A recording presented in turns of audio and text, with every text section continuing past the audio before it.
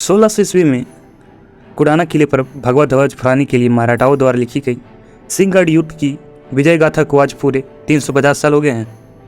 ये युद्ध 4 फरवरी 1670 को रात के समय पुणे के पास स्थित किले पर लड़ा गया था।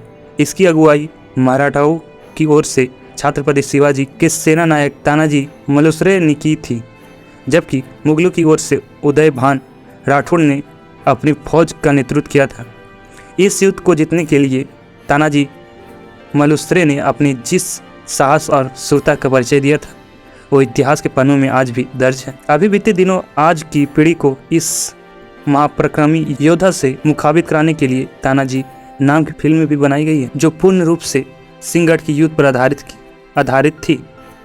इस फिल्म को देखने के लिए लोग तानाजी की किरदार निभाने वाले अभिनेता अजय देवगन को खूब सराहा और बिना किसी तोड़ मरोड़ के इतिहास को बड़े पर्दे पर पेश करने के लिए फिल्म निर्देशक को धन्यवाद दिया। इस किले पर जहां आज टूरिस्टों की भीड़ जमा रहती है, लोग जहां बरसात और कोहरे का लुत्फ उठाने पहुंचते हैं, उसे आज से 350 साल पहले छत्रपति शिवाजी की खातिर मुगलों से जीतने के लिए तानाजी ने अपनी जान गंवाई थी। उनकी मौत के बाद महाराज शिवाजी ने खुद कहा था कि भले ही उन्होंने इस किले को जीत लिया, मगर उन्होंने अपना सिर खो दिया। तानाजी की याद में ही महाराज ने इस किले का नाम कुडाना से सिंहगढ़ किया था और इसके लिए लड़े गए युद्ध का नाम सिंहगढ़ युद्ध पड़ा था। बताया जाता है कि छत्रपति शिवाजी महाराज ने जून 1665 में मुगलों से किए गए एक करार के तहत कुडाना समेत 22 किले उन्हें लौटा दिए थे, लेकिन इस संधि से वे काफी आहत थे। उनके मन में उसे लेकर एक टीस थी। 29 एक दिन उन्होंने मुगलों से कब्जे से यह किला वापस लेने का निर्णय लिया। अब वैसे तो उनकी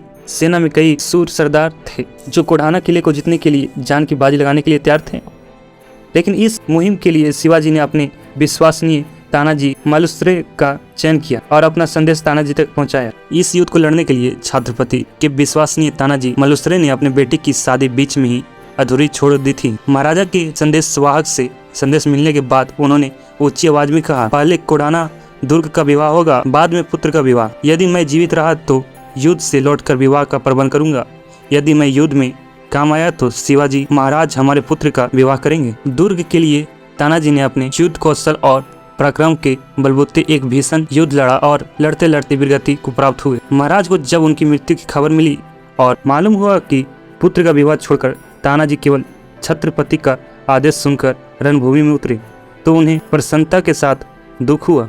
इतिहासकारों के अनुसार उन्होंने ये खबर सुनकर कहा था, गढ़ आला पन सिंह गेला, अर्थात गढ़ तो हाथ में आया परंतु मेरा सिंह यानी तानाजी चला गया। उसी दिन से कुडाना दुर्ग का नाम सिंहगढ़ हो गया। इस युद्ध के 350 साल पूरे होने पर हमें ध्यान रखने की आवश्यकता है कि तानाजी द्वारा लड़े गए ये युद्ध आम युद्ध नहीं था, क्योंकि ये किला लगभग 4304 फीट की ऊंचाई पर स्थित, जिस तक पहुंचने के लिए तानाजी ने यशवंती नामक गौ प्रजाति की छिपकली का प्रयोग किया। बताया जाता है कि देर रात किले पर चढ़ाई करने के लिए तानाजी ने अपने बक्से से यशवंती को निकालकर उसे कुमकुम और अक्षत से तिलक किया था और किले की दीवार की ओर उछाल दिया, किंतु यशवंती किले की दीवार पर पकड़ न बना पाई।